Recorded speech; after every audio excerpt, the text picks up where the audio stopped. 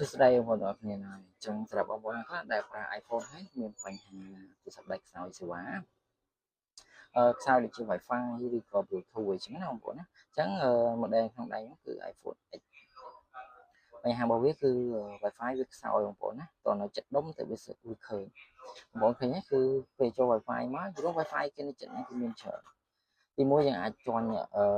ចាប់ Wi-Fi នឹងអត់បានអញ្ចឹងតែវា load unable អញ្ចឹងណាអញ្ចឹងអានេះបងប្អូនព្យាយាមបិទបើកជន់វាសាមីបើជន់បានក៏បានតែមកព្រាតដែរហើយវាដាច់ពេញដូចគ្នាតែសម្រាប់បញ្ហាហ្នឹង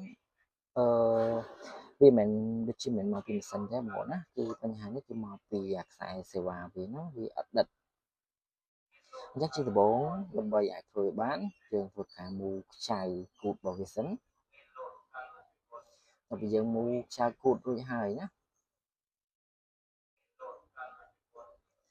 យើងធ្វើការកោសឲ្យត្រង់មកបងប្អូនជារួមទៅ iPhone X ក្នុងដៃខ្ញុំនេះគឺអត់មានអីបាក់កោះទេបងប្អូនប្រភេទអេក្រង់នេះគេដូរអស់ហើយប្រភេទអេក្រង់ copy ហើយស្រួលកោះមែនតើសោកតិចចឹងមកបាទតោះពីយើងកោះហើយយើងបិទគ្រឿងតោះបងប្អូនកុំភ្លេចដោះស្នាប់ថ្មបងប្អូនជាដំបូងត្រូវដោះស្នាប់ថ្មសិនចឹងដើម្បីងាយស្រួលខ្ញុំដោះថ្មចេញមកថ្មវាស្រួល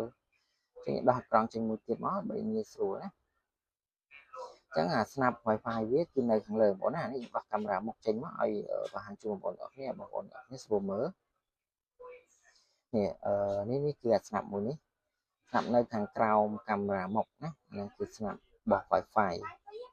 មុខនេះវា Wi-Fi និង Bluetooth ហ្នឹងហើយពីរហ្នឹងគឺវានៅមួយគ្នាអញ្ចឹងបងប្អូនមកខ្សោយណាចាប់បានដែរតែខ្សោយគ្រាន់នៅចិត្តនៅអីបានចាប់បានអាហ្នឹងគឺយើងមើលកន្លែងហ្នឹង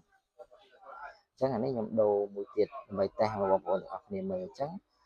បន្ទាប់ពីតេស្តរួចរាល់ហើយគឺអូខេហើយគឺវាមានសេវាមានអីវិញធម្មតាបងប្អូនណាហើយខ្ញុំសូមចាប់បញ្ចូលសិនចឹង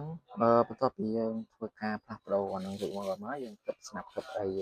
ជាប់ស្អាតចឹងមកយើងចូលខាង Wi-Fi